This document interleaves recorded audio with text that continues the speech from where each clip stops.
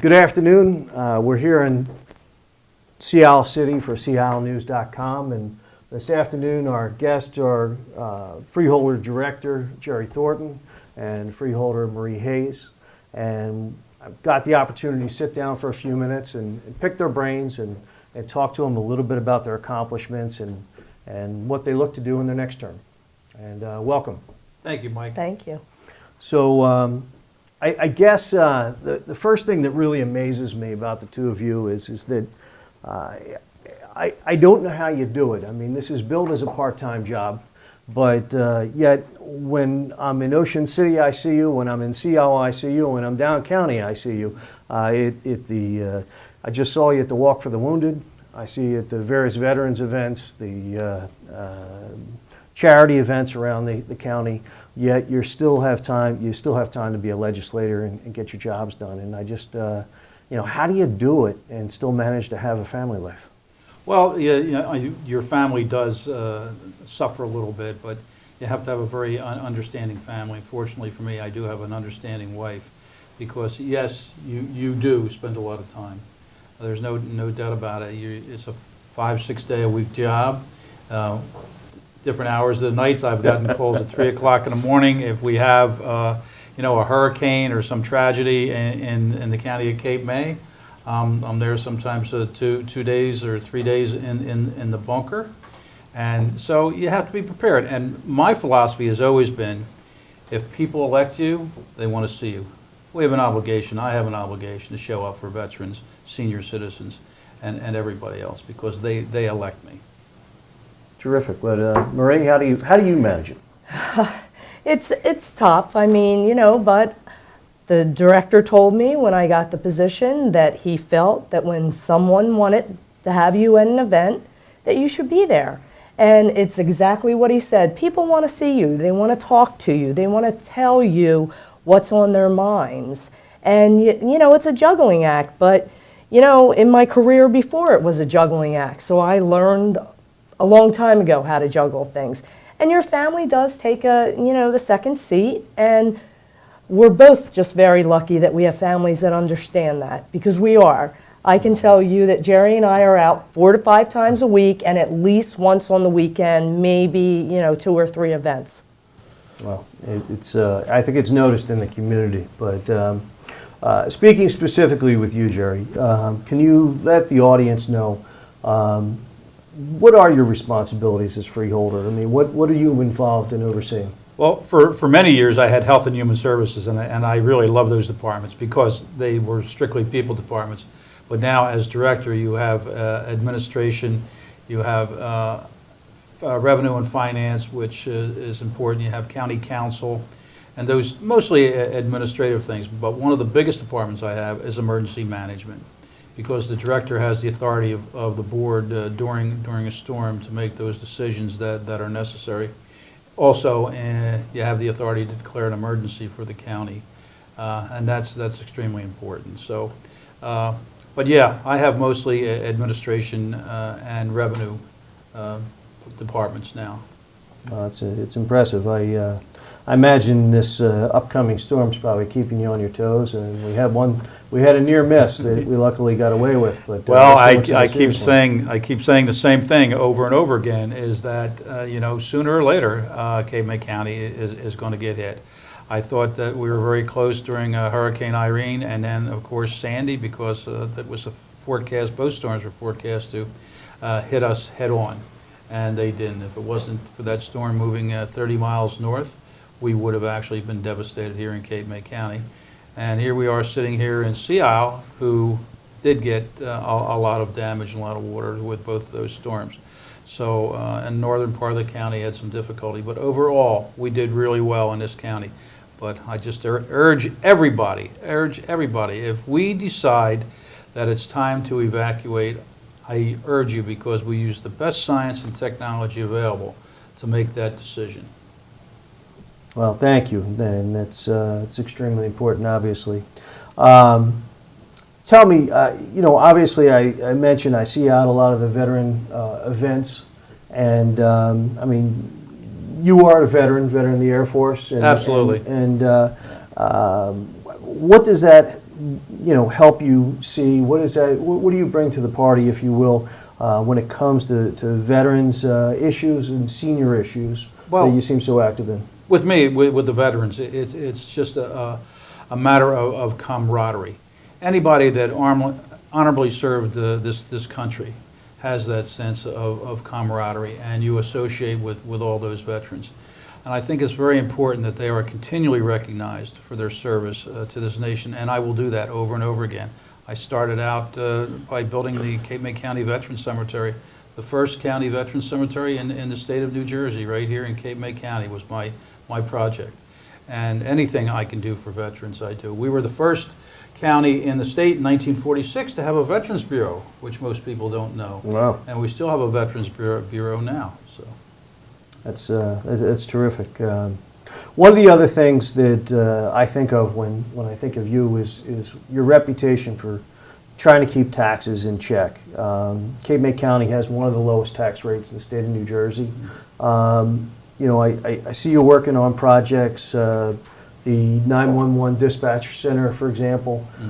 Can you tell us a little bit about that and what benefit that brings the taxpayer and the folks of Cape May County? well, it was a significant benefit, and centralized communications is very significant for the county of Cape May because it's going to provide more accurate and faster response times eventually.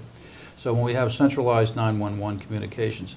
Now what we did, we joined with Lower Township because Lower Township was going to build a new public safety building. We knew that we had to build or find another place for emergency management. So when we looked at the public safety building down at the airport, which is one of the highest places in the county, so it's protected during a hurricane or a storm, and it was almost $5 to $6 million for the public safety building in Lower Township. It was going to cost the county about $5 or $6 million for a new emergency management center. So I had the staff evaluate and had some architects and engineers look at it, and they said it was really structurally safe. So we made an agreement with Lower Township that they would share half the building, we would share the other half. And because of that, the total cost is going to be between $5 and $6 million. So we probably saved on average of about $2.5 to $3 million apiece, both Lower Township and the County of Cape May. Fantastic, wonderful. The other big project that I think is in the spotlight these days is the project of the new jail. Can you tell us a little bit about that and why you feel strongly about it, that investment? Well, let me start out with this statement. Nobody wants to build a new jail. Absolutely.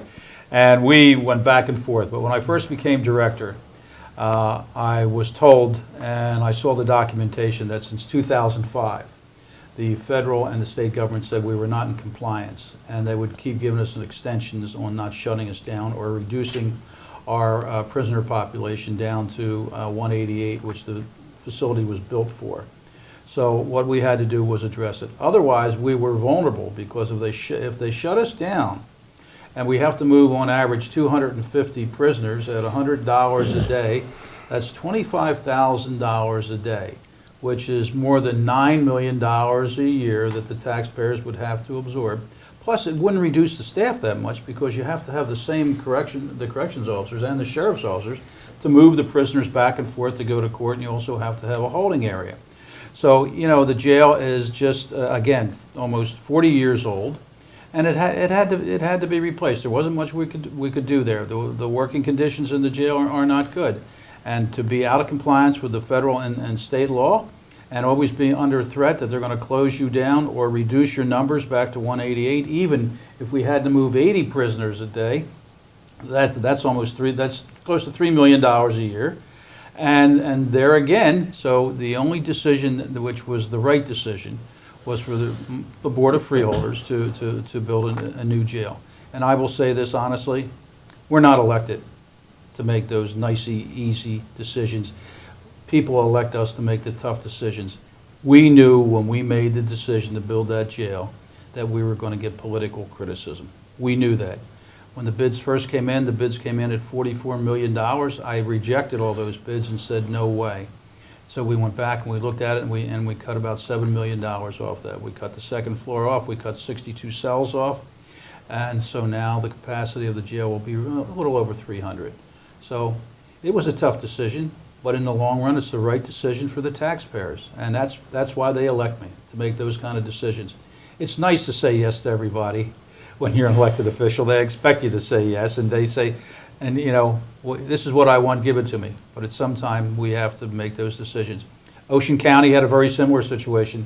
We went up there and visited their new facility for the same reasons. Very good. Well, I'm sure the taxpayers appreciate that. Another big topic that's in the news that's really problematic through the whole country, but particularly Cape May County, is full-time employment. And it always amazes me, politicians' inability to help create jobs. You've worked on that, and I find that particularly impressive. Can you talk about that a little bit? Yeah, what happened when I first took over as director, I've known for many, many years that the county was not addressing economic development. So when Will Morey came on board, I said, Will, look, you're going to have economic development as a department, and I'm going to appropriate the necessary funds in order to start that. Initially, we appropriated $100,000 for economic development. Now we have $150,000 for economic development. And with that, we have supported the aquaculture with the oyster industry, which is growing. We have the wineries. We have 6 wineries in the county. We have breweries. We have distilleries in the county, and we've supported all those. And I can tell you, in the future, those industries are going to be very, very prominent in the county of Cape May. The wineries. I spent 36 years in the wholesale wine business, so I'm very familiar with the wineries. I can tell you, in 20 years from now, the wineries in Cape May County, and then the wine that's produced in Cape May County, because it's a very good product, is going to be significant to the jobs. In fact, we met with the Lieutenant Governor and all the distillery and winery and brewery people, and one of their complaints was they couldn't find enough employees for the wineries when they Wow. needed them. So that's what we want to do. And also the drones. The drones at the airport, that's a multi-billion-dollar business throughout the world. We've been working on that. That's also part of that $150,000 for economic development. That's why we increased it another $50,000 was for the drones. And we've had significant meetings down there. We have one coming up this Friday. We've had people down when we did some testing with those companies from all over the nation, and from the UN. The United Nations was down here with us just Wow. a month or so ago. So it's really significant. If we get 1 or 2 of those manufacturers here in the Cape May County Airport, or even as a testing facility, I can tell you it will be significant for Cape May County, because they're very high-paying technical jobs. Well, I see what I refer to as all the public departments. I also oversee transportation in Cape May County and the public information and tourism. So anything that falls within that, which means fare free transportation, the library system, the park and zoo, the surrogate's office, the clerk's office, the adjuster's office, anything that is a public office, that's what I oversee. And incorporating in that is being a liaison on many commissions that fall within that realm, and some of them are cultural and heritage, the Park and Zoo Commission. So I work as a liaison between the commissions and our government. Well, that's a lot to cover at once. As you may have noticed, one of the areas that excited me most, though, is the dredging. One of the things that when I first came into office, I wanted to know, what the mayors out there, what is it that I can do in what I do to help you? And I got them together as a group, and one of the major themes that rang through just about every municipality was dredging. And the problems they were having with that, and the regulation, and the money. I mean, it's massive amounts of money. So what I did is I began to put together a group, and we eventually went up to Commissioner Martin of the DEP, and we sat down with him, and we explained our problems, and we wanted his advice. What can we do to work with you, not against you? You have what you have to do. And what came out of that was a working group, and that was 3 years ago. And since that time, we meet every month. And that incorporates environmental engineers, people from the DEP, from the Army Corps of Engineers, and we just sit and we look at, the regulations and how people, boots out in the ground, let us tell you what the problems are. And what has come from that is there seems to be a streamlining. Senator Whalen did hear our cry, and he has put in legislation that will directly affect marinas where marinas have dredged before. They don't have to go through that complete process again. Wow. Because, that's big. Also, I'm sure you know that we have had the winter flounder ban lifted. That was a collaboration of a lot of people that started a long time ago, and us as the working group just, that helped out. So, so there's, we focus on that because I think just the majority of communities in Cape May County are affected by that. And what people have to realize is that the boating industry is a huge industry that brings in money to Cape May County. And they shouldn't be ignored. And if people can't get out of their slips, they're not going to rent them. But I don't think many people know about your experience in the marina industry. Do you want to share that a little bit? Sure. My husband and I owned a small boat marina. When it started out, it was just a mom and pop place.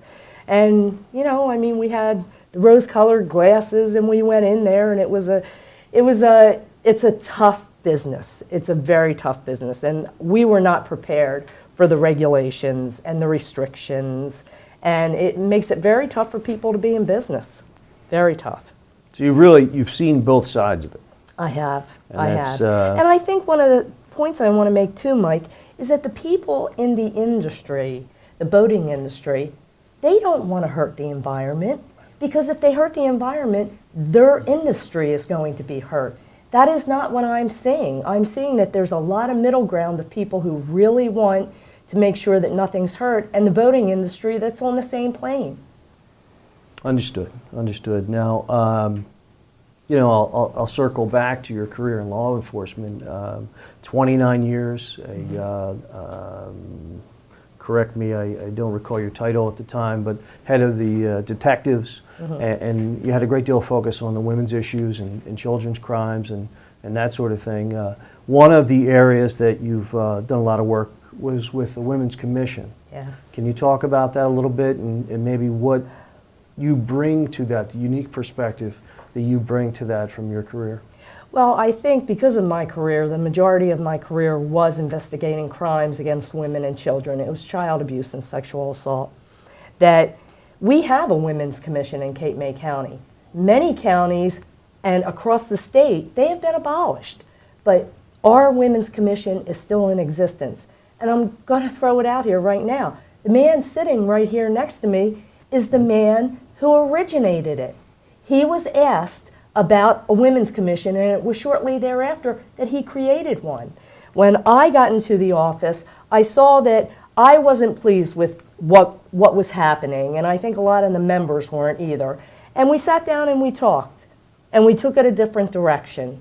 One of the things that we wanted to do was focus on women being leaders.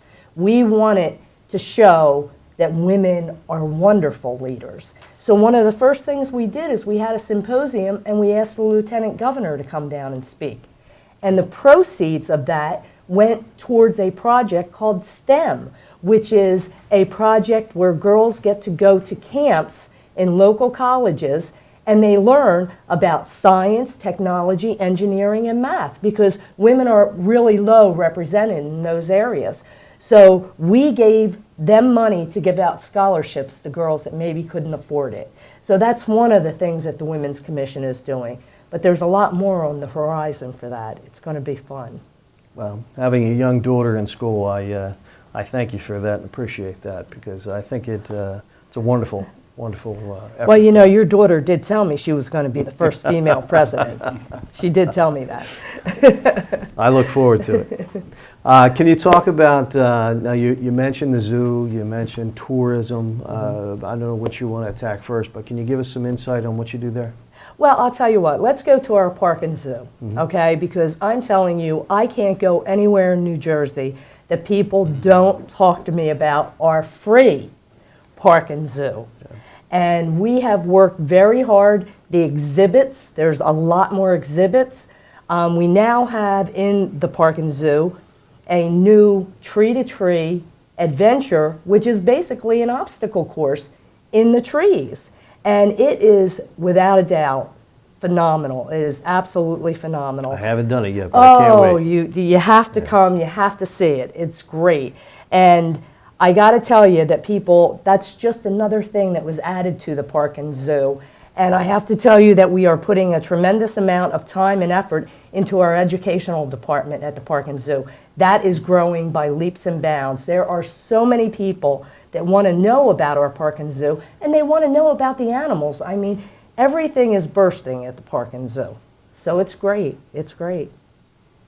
So tourism, I mean, Ah. Cape May County, what greater engine do we have? That is it. That is the number one in our county. But let me tell you something, that didn't happen by accident. We have a tourism department that is top-notch, second to none. And one of the examples that I will give is that a long, long time ago, they saw what they felt was a great market in Montreal, and they started to market up there. And what became of that was Montreal is in love with Cape May County. They absolutely love Cape May County. So when I came on as a freeholder and we sat down and we talked, my tourism director, Diane Whalen, said, I really want to reach out to Quebec. I want to start another market now. So what we did is we planned a trip to Quebec with all their tourism people to market our county. And it's paying in leaps and bounds. Today, what makes you the right candidate for this seat on the freeholder board now, in this election? Well, there's two things I think that are very important. Number one is my past experience in the county of Cape May and in county government, and doing those things that I thought were necessary at the time to make the quality of life in the county of Cape May better for our veterans, senior citizens. But also, I think the most important thing is the future. I'm not going to sit here and just talk about the past, because I want to talk about the future and what we're going to do about the future. I want to talk about economic development, producing more jobs for the county, stability, and making sure that we have a good tax rate. When I say to the department heads and the freeholders and everything, I put my fingers up. 2%. Don't walk in and send a budget across my desk. It's more than 2%.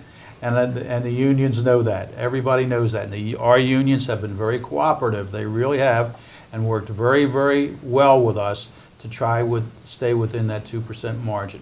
So I think it's significant. So I just don't want to sit here and talk about my past. I want to talk about what we're doing, not only myself, but also my colleagues in the Board of Freeholders, to make a much better standard of living in the county of Cape May. And we are working on that. We are trying to accomplish that. I absolutely love Cape May County, and it is, without a doubt, the best county in the state. And I can tell you that Jerry Thornton and I go up to our NJAC meetings, which is the collaboration of all the counties, and we talk about Cape May County, and they know Cape May County, and they know that we are not going to be silent on the issues that we feel very strongly about. And I feel that with our freeholder board, we have such a strong force. And what I love about my freeholder board is that everybody brings something different to the table. We all have expertise in different areas, and we respect each other. We talk amongst, things. We don't argue. We sit and we just problem solve is what we do. We absolutely problem solve. And I think one of the things that the director said is that jail. When it came down to looking at what we needed to do, we had to make a decision. And I just want to make sure that Cape May County, with us here, they're represented, and people hear about Cape May County, and we will take care of Cape May County, because every freeholder on that board feels that it is the best county in the state. It is. Well, I thank you both for spending the time with me today, spending the time with our audience. The audience, November 8th, I hope you get out there and hit the voting booths and vote your conscience. And thank you so much again for your time. I appreciate it. Thank you. Thank you, It's been a Mike. pleasure Really being with you appreciate today. it. Thank Yes, you very much. nice. Thank you.